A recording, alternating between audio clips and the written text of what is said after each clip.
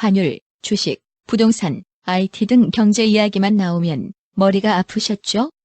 경제 뉴스, 신문을 봐도 무슨 이야기인지 알아듣기 힘드셨죠? 경제 브리핑 불편한 진실이 여러분의 확실한 두통 치료제가 되어드리겠습니다. 경제 뉴스가 연예 뉴스처럼 쉽게 들리는 그날까지. 경제 브리핑 불편한 진실.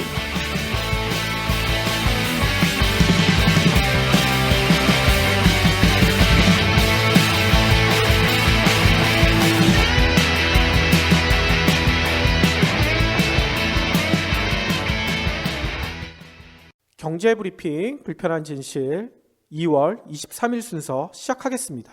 오늘은 기쁜 소식 하나를 여러분들에게 알려드리면서 시작해야 될 것 같아요. 여러분들도 많이 들으셨을 텐데 귀향이란 영화 들어보셨죠? 귀향. 이 귀향이란 영화가 무려 14년이나 준비했던 영화래요.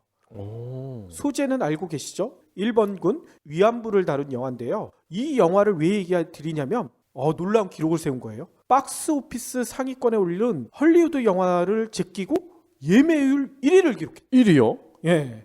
뭔 얘기냐면 어제 영화진흥위원회가 영화관 입장권 통화 전산망 여기를 조사를 해봤더니만 귀향이 어제 그러니까 22일이죠. 오전 8시 30분 현재 예매 점유율이 20.8% 이렇게 나왔다는 거예요. 그런데 2위가 지난 17일에 개봉한 20세기 폭사의 대작 있죠. 데드풀이 2위에 올랐는데 데드풀은 예매 점유율이 12.7%. 그러니까 귀향이 거의 8%가 높은 거예요.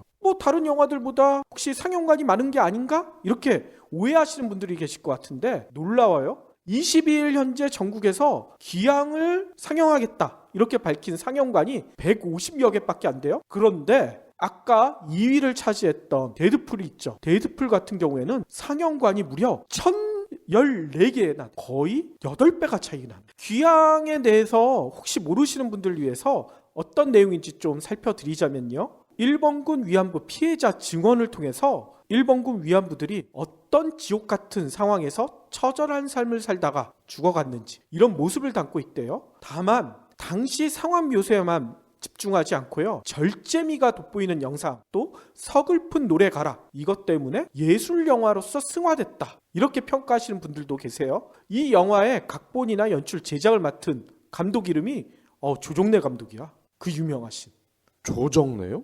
근데 동명이인이죠. 태백산맥이나 한강 같은 소설 쓰셨던 그 조정래 선생님은 아니고요. 동명이인이시더라고요. 근데 이 조 감독님이 귀향이란 영화를 만들겠다고 계획했던 게 아까도 얘기했잖아요. 14년 준비했다고 했죠. 2002년이래요. 2002년에 생존 일본군 위안부 피해 할머니들 후원시설 있죠? 나눔의 집에서 봉사활동을 하다가 거기에 계셨던 할머니 한 분이 미술 심리 치료 중에 그림을 하나 그리신 거예요. 근데 그 그림이 뭐였냐면 제목이 태워지는 처녀들. 이게 뭐냐면 일본군들이 위안부들을 끌고 가서 성노예 생활을 시켜놓은 다음에 위안부들이 병이 들거나 아프면은 태워 죽여버렸다는 거야. 근데 그 장면을 여기 생존했던 위안부 할머니가 기억을 하고 계시면서 그거를 지금 그림으로 그리시니까 이 감독님이 그걸 보고 충격을 먹은 거죠. 그래서 이거를 그대로 놔두면 안 되겠다. 영화를 만들어야 되겠다. 그렇게 계획을 하고 시나리오를 쓰기 시작했는데 시나리오가 완성됐는데 이상하게 영화를 만들겠다고 나서는 투자사가 없어. 투자 유치에 실패한 거예요. 그래서 이거 어떻게 하겠어요? 이 영화를 도대체 어떻게 해야 되나 고민하고 있었는데 한 네티즌이 제안을 한 거예요. 우리가 예전에도 한번 설명드렸었던 크라우드 펀딩 있죠? 네. 크라우드 펀딩으로 한번 해봐라. 이렇게 좋은 영화면 네티즌들이 충분히 공감을 할 것이다. 크라우드 펀딩을 진짜 해봤더니만 순제작비의 50% 정도인 12억 원 네티즌들이 모아준 거야. 와. 제작을 하라고. 그래가지고 간신히 영화가 14년 만에 제작돼가지고 이제 상영을 하게 됐는데 문제는 아까 얘기 드렸죠. 상영관이 150개밖에 안 돼. 예매 점유율이 1인데 그것도 경제적으로 해석할 수가 있겠군요.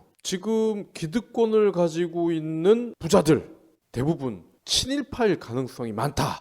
그런 거 아니에요? 아무래도 그렇게 의심이 가죠. 근데 다행인 점은요. 어제 영화진흥위원회 통합전산망을 통해서 본 거는 예매 점유율이 20.8%였잖아요. 제가 오늘 방송 들어오기 직전에 다시 한번 그 전산망에 접속을 해봤어요. 그랬더니 예매 점유율이 얼마로 늘어난 줄 아세요? 30? 아니 30까지는 아니야. 25.6%로 늘어났어. 더 늘었군요. 그래서 그런지 어제는 상영하겠다고 밝혔던 상영관이 150여 개밖에 안 됐잖아요. 현재 제가 숫자를 세봤더니만 상영관이 318개로 늘어났어. 와. 2배가 늘어난 거야. 오. 이게 바로 네티즌의 힘이 아니겠습니까? 그렇죠.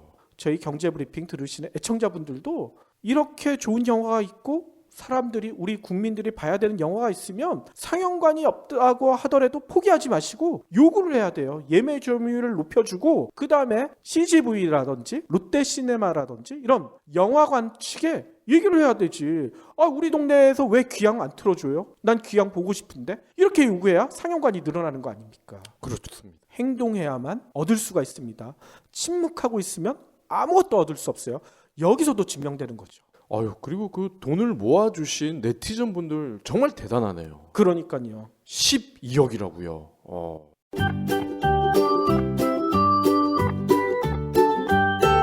인류 최대 사기극이 뭔 줄 알아? 조이팔? 땡! 만년 전에 농업혁명이야. 에이 말도 안 돼. 그럼 퀴즈 하나 더. 10만 년 전에는 인류가 몇 종이었는지 알아? 하나 아니면 둘. 또 땡! 6종이나 있었어. 에이 믿을 수가 없어. 못 믿겠다고? 요즘 책도 안 봐? 김영사 베스트셀러 사피엔스에 다 나온다고. 그럼 인류 미래에 대한 이야기도 나와? 당연하지.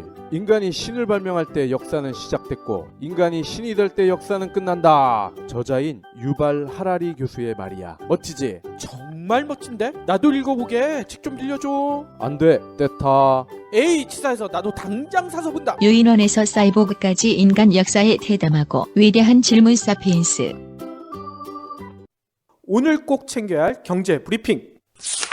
박 PD는 스마트폰 요금제 무제한으로 쓰시죠? 네. 저 같은 경우에는 이게 무제한이 아니거든요. 한 달에 한 2기가 정도를 쓰고 있어요. 그래서 저는 지하철을 탈 때마다 이게 와이파이가 연결될 때까지 기다리거든요. 뭐 하나 다운받을 때도 잘못하다가는 다음 달 이동통신 요금 많이 나올까 봐 걱정이 돼가지고. 그런데 앞으로는 저같이 걱정하는 분들이 고민을 좀 많이 덜 수 있을 것 같아요. 뭔 얘기냐면 서울시가 내년부터 모든 공공장소에 무료 와이파이를 만들겠다.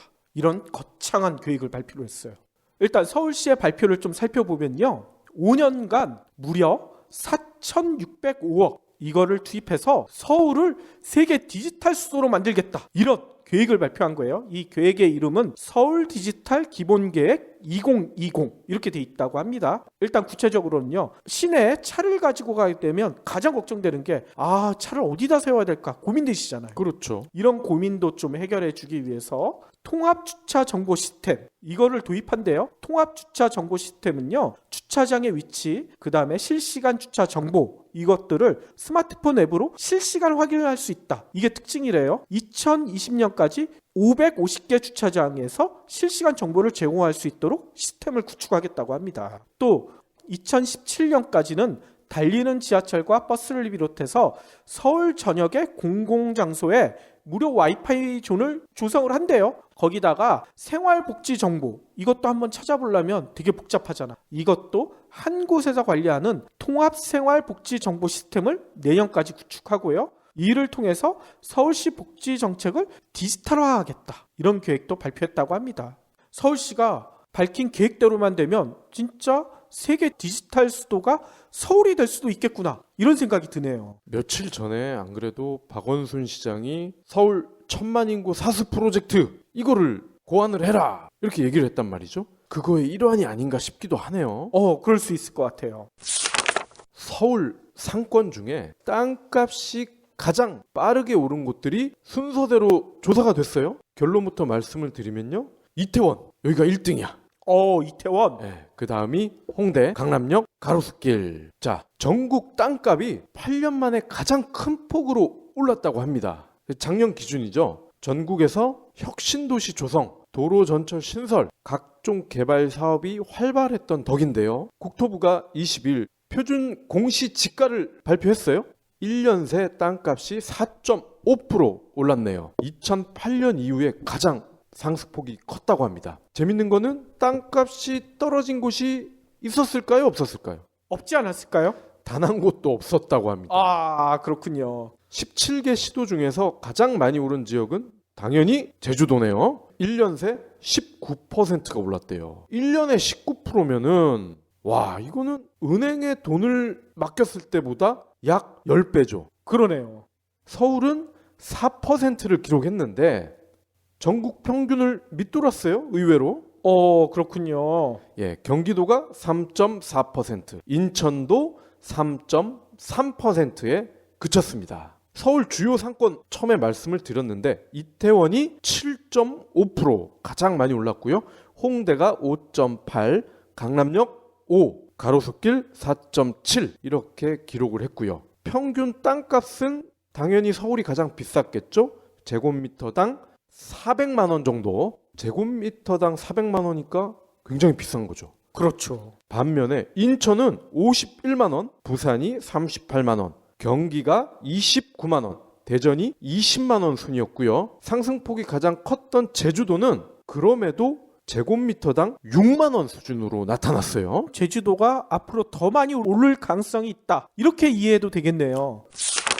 우리나라 직장인들이 일하는 시간이 가장 길다. 이 얘기를 많이 드렸었잖아요. 그러면 일하는 시간당 소득은 얼마나 될 것인가? 이거에 대한 조사 결과가 나왔는데 되게 충격적이에요. 뭔 얘기냐면 우리나라 직장인들이 1시간이라고 버는 소득이 있죠? 이게 독일 직장인들에 비하면 절반 수준밖에 되지 않아요. 아, 그러면 시급으로 따졌을 때 독일 사람들이 2배를 받는다는 거군요. 그렇죠. OECD가 밝힌 자료인데요.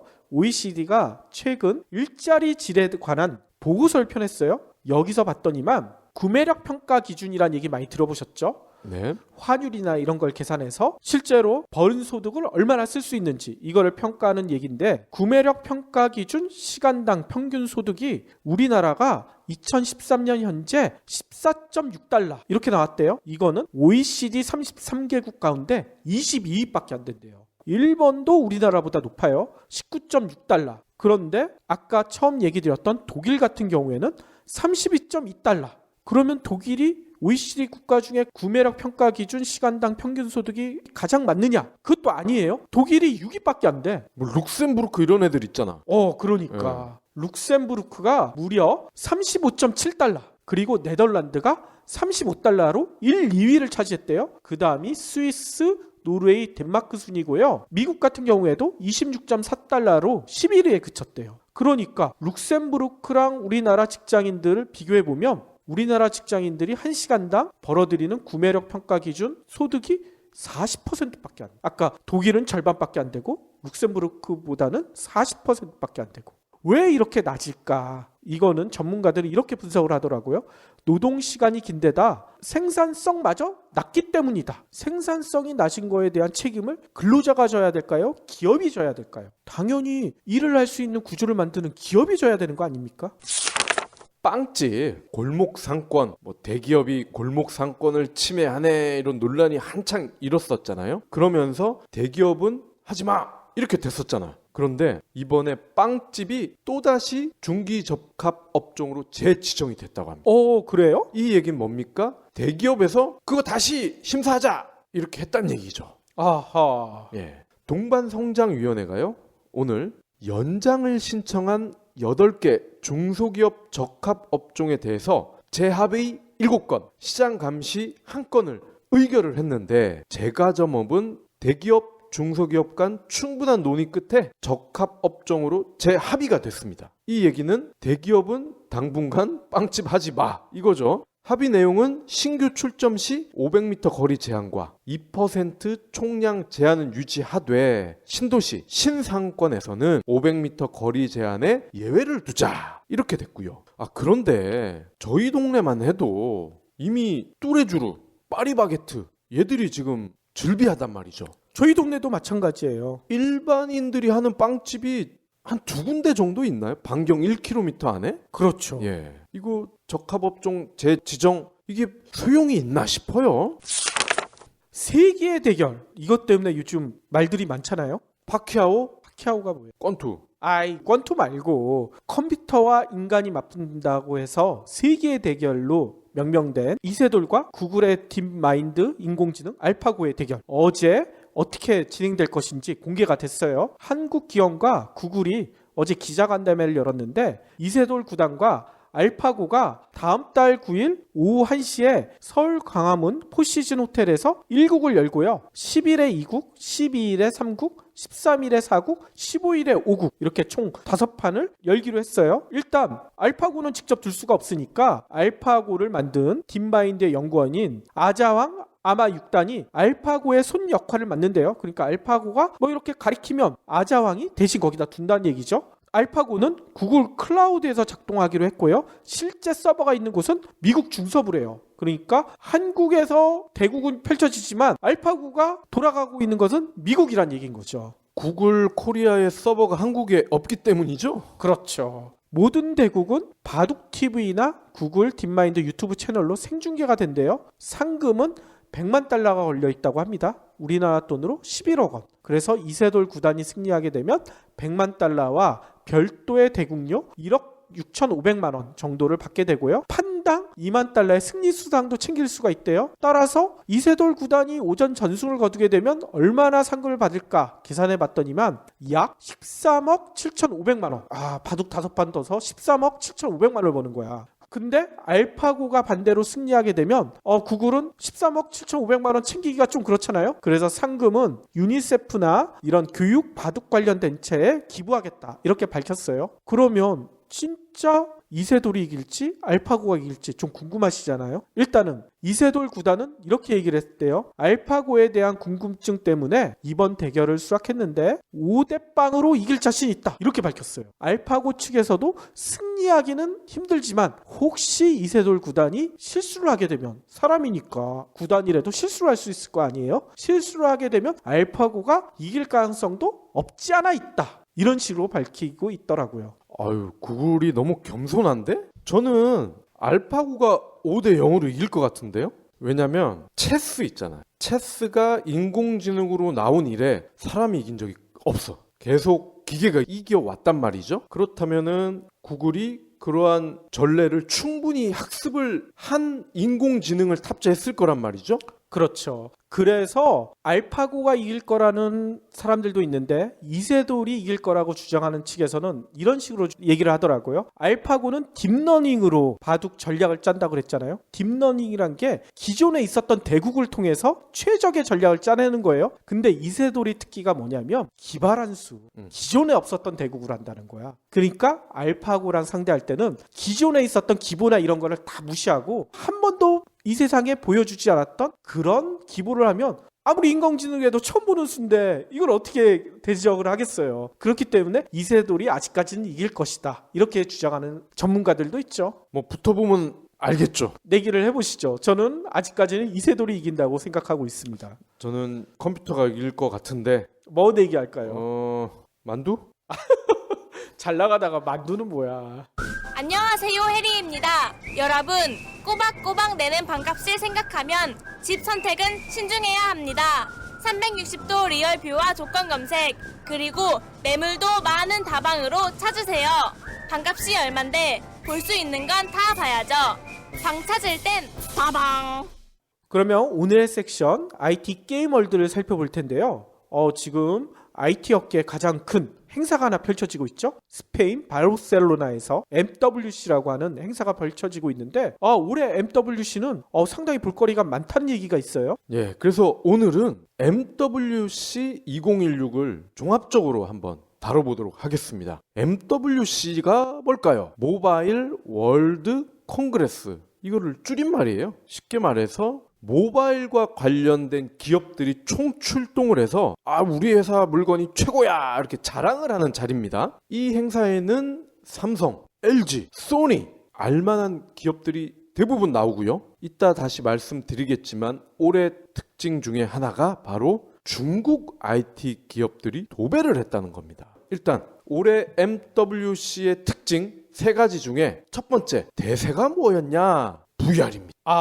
가상현실. 예, 가상현실인데 어제도 저커버그 얘기를 하면서 잠깐 말씀을 드렸잖아요. 조금 더 자세히 말씀을 드릴게요. 어제 이제 삼성전자가 행사를 하는데 보통 이 MWC에서 부스를 가장 넓게 빌리는 회사가 삼성입니다. 아니나 다를까 좌석을 5,000석을 깔았대요. 우와, 5,000석이나. 예, 깐 다음에 기업 VR 있잖아요. 이거를 각 자리마다 하나씩 다 배치를 한 거예요. 그러니까 앉은 사람은 이거를 다 쓰라는 얘기잖아요. 그러면서 갤럭시 S7을 발표를 하는데 이 갤럭시 S7은 기업 VR과 연동이 됩니다. 어허. 그러니까 VR을 쓰고 갤럭시에서 터치만 하면은 어떠한 전경이 펼쳐지느냐. 예를 들어서 우리가 기구 있잖아, 기구. 커다란 풍선을 띄워가지고 사람이 거기서 밑에서 바가지 같은 거에 타서 날아다니는 그런 여행을 할 수 있잖아요, 기구를 타면. 그렇죠. 그럼 그거를 이 VR을 쓰면은 내가 기구를 타지 않아도 탄 것과 같은 기분이 든다는 거야. 그러니까 VR을 쓰고요, 실제로 머리를, 그러니까 얼굴을 360도 이렇게 돌리잖아요? 그러면은 내가 지금 보고 있는 시야각이 현실에서는 180도잖아요. 그죠? 근데 얘는 360도가 다 보이는 거야. 그렇죠. 저도 VR 체험을 해봤었는데 예전에 과천과학관 갔더니 석굴암 있죠. 네. 석굴암을 VR 콘텐츠로 보여주더라고요. 그래서 체험하는 장소를 갔더니만 석굴암은 없고 둥글게 돌아갈 수 있는 그런 공간을 만들어놨어요. VR을 쓰고 보니까 석굴암의 앞면뿐만 아니라 옆면 뒷면이 돌아가면서 보이더라고요. 예. 그리고 현재 아직 초기 단계이긴 하지만 이런 VR 기기를 이용을 해가지고 중환자실 환자들 계시잖아. 근데 이분들은 스스로 움직이기가 어려운 분들이 많죠? 근데 이분들을 휠체어에 태워서 콧바람을 씌우는 것조차도 힘들어요. 근데 이분들은 굉장히 나가고 싶어 하신단 말이죠. 근데 VR 기기를 채워드렸더니 몸과 마음의 컨디션이 쫙 올라가더라는 거죠. 마치 밖에 있는 듯한 그런 기분을 느낄 수 있으니까. 그렇습니다. 이분들에게 번지 점프라든지 그리고 카누, 강에서 막 빠른 속도로 내려가는 그런 카누를 탔을 때의 느낌을 줄 수 있는 그 VR을 씌워줬더니 컨디션이 굉장히 좋아졌다는 그런 통계 조사가 지금 나오고 있어요. 자, 저커버그도 와서 이거를 체험을 해봤겠죠? 그러면서 이런 얘기를 했습니다. 조만간 모든 사람이 VR로 생중계를 할 것이다. 즉 앞으로 IT 업체들의 먹거리는 VR이 될 것이다. 이렇게 예언을 한 거예요. 어허. 자, 참고로 갤럭시가 VR이 연동이 된다고 말씀을 드렸는데 갤럭시는 이 VR을 소비하는 기기에 지나지 않아요. VR을 전용으로 찍을 수 있는 카메라가 있습니다. 지금은 이 카메라가 수백만 원씩 한대요. 근데 앞으로는 이게 10만 원, 20만 원 정도로 뚝 떨어진다는 얘기죠. 그리고 LG전자도 주력 모델은 G5잖아요. 스마트폰. 그런데 이거를 공개하면서 LG 360 VR 그리고 LG 360 캠 두 가지 기기를 동시에 공개한 거예요. 이걸로 VR을 찍을 수 있다. 그렇습니다. 이 360 VR은 고글이겠죠, 고글. 그리고 이 360 캠은 360도 영상을 찍을 수 있는 카메라인 거죠. 그러니까 LG, 삼성, 페이스북 모두 VR과 관련된 기기를 앞다퉈 내놨다. 이런 얘기가 되겠습니다. 그리고 KT도 VR에 공을 들이고 있어요. KT 전시관에 가면요 5대, 6대 정도 카메라로 촬영을 해가지고 이거를 이어서 붙인 360도 동영상, 방금 이 PD님이 말씀하신 석굴암 같은 그런 동영상인 거죠. 이거를 전송을 할 수 있는 기술을 공개를 한 거야. 오호. 5대, 6대 카메라를 찍은 거를 붙여가지고 전송을 해야 되니까 기존의 용량에 단순 계산을 해도 5배, 6배 될 거 아닙니까? 그러면 버벅거릴 거 아니에요. 그죠? 속도가 굉장히 느려지겠죠? 이거를 해결을 한다. 어떻게? 5G 통신 서비스로. KT가 공개한 기술은 5G 통신 서비스 상용화 버전이었던 거예요. 그렇군요. 초고용량 데이터 전송이 가능하다. 우리는 따라올 테면 따라와라. 이거죠. 자, 그리고 두 번째 테마가 바로 갤럭시 S7과 LG의 G5입니다. 여러 나라의 외신에서도 갤럭시 7과 G5 이 단말기에 대한 관심이 가장 컸대요. 그러니까 여기에 나오는 기업들은 대부분 스마트폰은 곁다리로라도 하나씩 들고 나오거든요. 그렇죠. 그런데 외신 기자들도 가장 먼저 찾은 부스가 삼성과 LG의 스마트폰 부스였다는 거죠. 그만큼 이 두 제품에 대한 관심이 컸다 이런 얘기인데 결론은 용어 상박이라는 거. 아하, 승부를 쉽게 내기 힘들다. 그렇습니다. LG가 그동안 G 시리즈를 계속 내왔는데 매번 갤럭시한테 졌어요. 아주 참패를 했죠. LG도 구본무 이런 분들 오너 일가들 자존심이 굉장한데 삼성한테 매번 그것도 4번 연속 깨지니까 체면이 말이 아니잖아. 그래서 G5만큼은 뭔가 다를 것이다 대부분 예상을 했는데 정말 달랐어요. 아, 어떻게 달랐어요? 예, 일단 스펙을 살펴보시면 스펙에서는 무승부. 어떻게 무승부가 됐냐? 그래픽 처리 장치라든지 AP라고 그러죠? 애플리케이션 프로세서 이런 걸 보면은 두 제품이 대동소이합니다. AP 같은 경우도 스냅드래곤 820 그리고 4GB의 램. 굉장히 훌륭하죠? 수치상으로는 구글 안드로이드 최신 버전인 마시멜로가 또 둘 다 탑재가 되고요. 그럼 디스플레이 각각 슈퍼 아몰레드 5.1인치 QHD 그리고 5.3인치 IPS LCD QHD. 요거는 슈퍼 아몰레드와 IPS는 각각 삼성과 LG가 밀고 있는 디스플레이죠. 하지만 성능 면에서 봤을 때는 큰 차이는 없다는 거 미리 알아두시면 좋을 것 같고요. 해상도 역시 비슷하고요. 무게도 152g, 159g 대동소이하죠. 배터리 용량도 3000A, 2800A로 대동소이합니다. 그러면 차이가 뭐냐? 일단 갤럭시 7은 일체형이에요. 애플처럼. 기존에도 일체형이었잖아요. 6가 일체형이었죠. 그러니까. 근데 그 전에는 분리가 됐었거든요. 근데 이번에도 역시 일체형으로 나왔다. 그런데 G5는 교체가 됩니다. 아, 그래요? 교체가 어떻게 되느냐? 이거 아주 재밌어요. 홈 버튼 있잖아요. 그 부분이 빠집니다. 이거를 빼면 배터리도 교환을 할 수 있고 재밌는 게 이걸 빼고 나서 외장 하드도 집어넣을 수가 있고요. 오디오 출력. 이거 내가 스피커 출력을 좀 크게 하고 싶은 걸 그러면 이거를 개인이 맞게끔 낄 수가 있는 거예요. 아, 마치 레고 조립하듯. 그렇습니다. 여태까지 이런 스마트폰은 없었단 말이죠. 이런 스마트폰에 대한 구상은 있었죠. 구글의 아라폰이 이런 식으로 만들겠다고 했는데 아직 상용화는 안 됐었죠. 그렇습니다. 그리고 이거를 근데 외신에서 굉장히 획기적이다 이렇게 평가를 하더라고요. 포브스에서는 이렇게 얘기를 했습니다. 이거를 모듈 방식이라고 한대요. 모듈 방식이라고 하는데 소비자가 원하는 착탈식 배터리뿐만 아니라 향후 스마트폰의 확장성까지 내다본 정말 영리한 아이디어다. LG가 이 스마트폰으로 큰 성공을 거둘 것 같다. 이렇게 전망을 했어요. 그런데 단점도 있습니다. 뭐냐? 방수, 방진 이 능력이 갤럭시 7에 비해서는 떨어진다는 거야. 아, 그래요? 그러니까 갤럭시 7은 6와 대동소이합니다. 디자인도 그렇고 성능이나 이런 거에서 크게 달라지거나 이런 건 없는데 다만 방수 방진 능력이 여태까지 나왔던 스마트폰 중에는 최고 수준이라는 거야.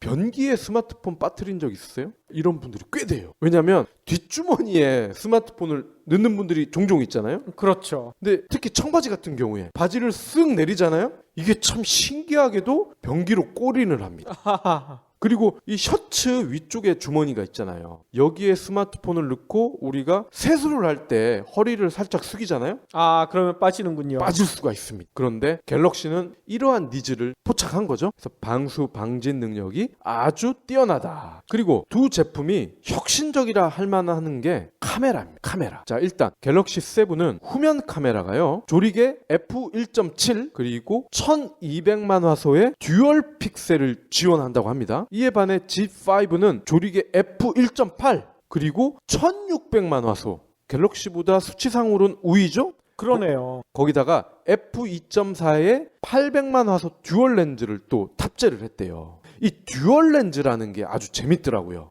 듀얼 렌즈는 뭐냐면요. 기존에는 이게 싱글 렌즈인데 우리가 렌즈가 초점을 이렇게 잡아주잖아요. 이 렌즈라는 게 사람 눈에서 기능을 따왔잖아요. 그렇죠. 그러니까 이거는 렌즈가 눈이 2개라고 생각하시면 돼. 그래서 초점을 더 정확하게 잡아주면서 어두운 곳, 저조도에서도 사진을 이쁘게 찍을 수 있다고 합니다. 아, 그렇군요. 그렇기 때문에 이 7과 5는 여태까지 나온 스마트폰 중에서 가장 디카에 가까운 성능을 낸다. 이렇게 보시면 될 것 같아요. 그러면 지금까지 갤럭시 S7과 LG의 G5를 보니까 1승 1무 1패네. 그렇죠. 카메라 성능은 무승부고 방진 방수는 갤럭시가 좀 더 낫고 모듈 기능은 LG가 좀 더 낫고.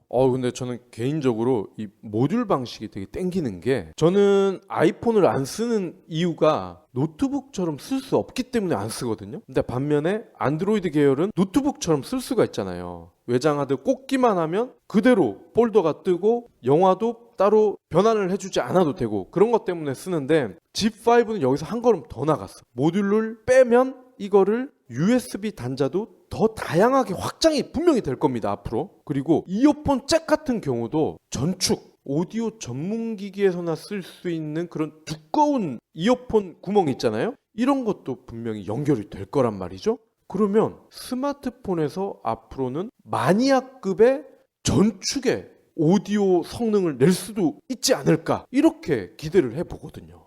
그럴 수 있겠네요. 자, 그리고 마지막 테마, 바로 중국의 동무대 MWC에 가면요, 3번 홀이 가장 메인 무대거든요. 3번. 이 스페인도 숫자 3이 굉장히 의미가 있는 것 같아요. 한국에서는 3번을 되게 길한 숫자로 보잖아요. 그렇죠. 이 3번 홀이 메인입니다. 근데 올해도 역시 3번 홀의 주인은 삼성전자와 중국의 화웨이였어요. 당연히 이 두 회사가 현재 IT 기업 중에 가장 핫하다고 볼 수가 있잖아요. 누구나 동의하잖아요. 그런데 문제는 삼성이 아니라 나머지 중국 회사들이에요. 나머지 중국 회사들의 면면을 보면요, 일단 ZTE 들어보셨죠? 예, 중국의 유명한 스마트폰 업체죠. 예. 그리고 레노버, 이런 회사들이 3번 홀에 다 들어간 거야. 그러니까 3번 홀은 메인 홀인데 들어가려면은 돈을 더 많이 내야 돼요. 근데 삼성이나 화웨이가 대부분을 다 빌려놨고, 구석퉁이 조금 남는 자리, 그래도 비싸죠. 그런 자리를 ZTE나 레노버, 이런 중국 회사들이 다 차지를 했다는 거예요.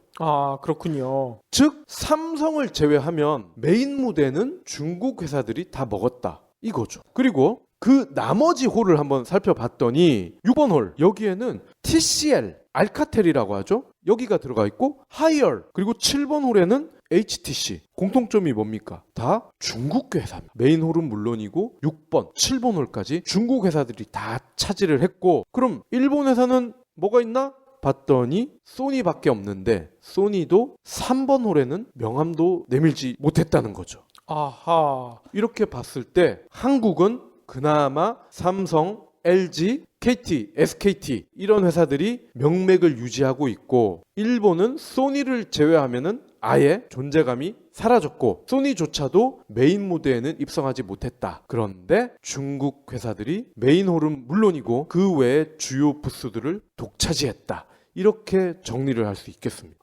MWC를 보면 진짜 현재 IT 트렌드가 어떻게 변하고 있는지 확실히 느낄 수가 있겠네요. 네.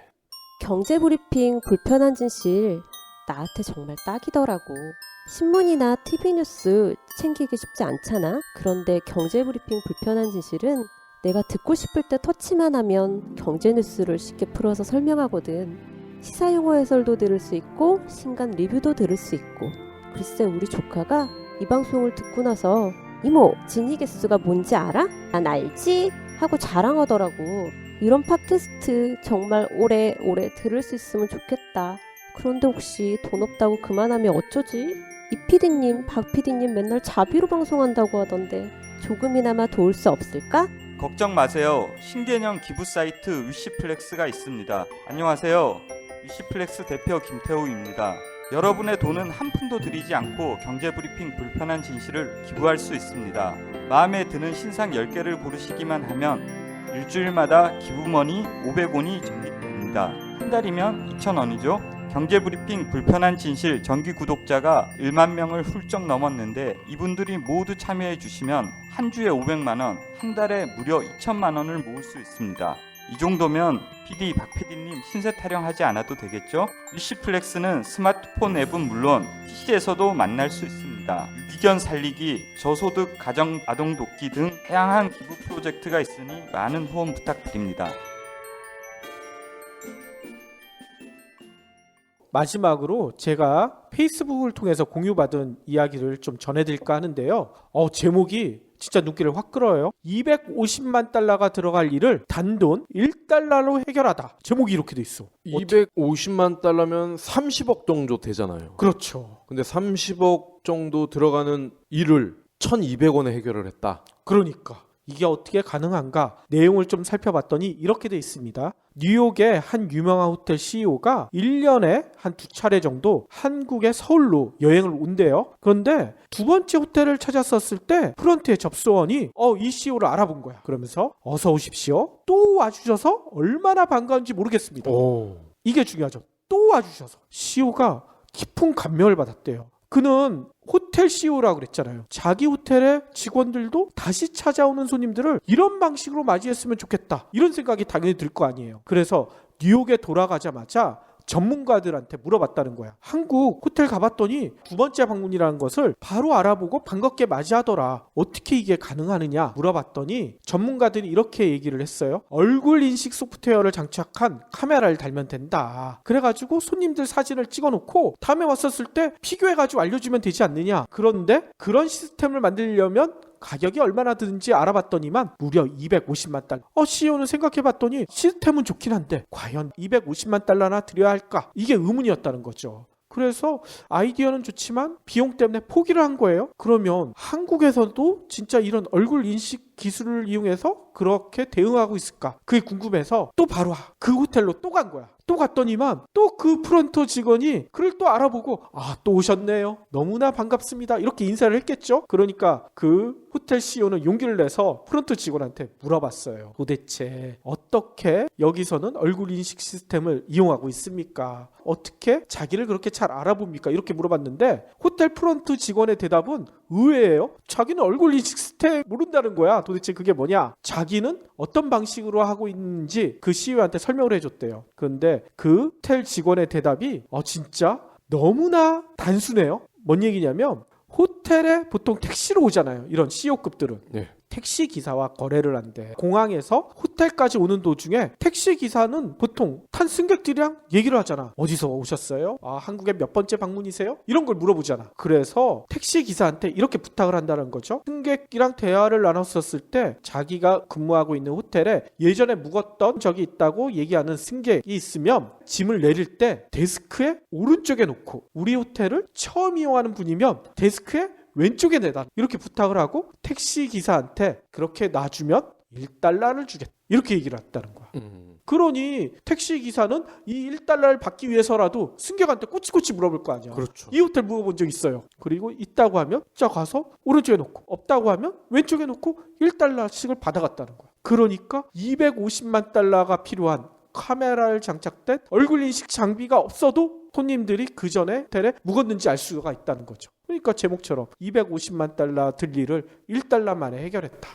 그러면 택시 기사분은 영어를 좀 간단한 걸 배우셔야 되겠네. 공항에서 외국 승객들 태우시는 분들은 영어 꽤 하시죠. 제가 이 얘기를 들으면서 예전에 스티브 잡스, 돌아가신 애플의 CEO였던 스티브 잡스가 한 얘기가 생각이 나더라고요. 스티브 잡스의 연설 중에 이런 얘기가 있었어요. 혁신은 연구 개발비를 얼마나 들이느냐 하는 데서 나오지 않는다. 애플이 처음 맥킨토시를 만들었었을 때 IBM은 애플보다 100배나 많은 돈을 들이고 연구 개발비로 쏟아부었다. 하지만 승리한 거는 애플 아니냐. 문제는 돈이 아니다. 문제는 당신이 이끄는 사람들이고 그들에게서 무엇을 이끌어낼까 하는 것이다. 이런 얘기를 하셨거든요. 그러니까 우리가 보통 혁신을 해야 된다, 이런 얘기를 하면 얼마나 거기다 돈을 투자해야 되는가, 이 생각들만 하잖아. 그런데 그런 혁신도 돈을 아무리 들이더라도 사람이 바뀌지 않으면 아무것도 바뀌지 않는다는 것을 이 사례에서 보여주지 않는가, 저는 그런 생각이 들어요. 돈 쓸 생각만 하지 말고 사람의 마음을 얻어라, 이런 얘기 같아요. 그러면 저희도 애청자 여러분들의 마음을 얻기 위해서 돈보다는 진심으로 다가가겠습니다. 쓸 돈도 없습니다.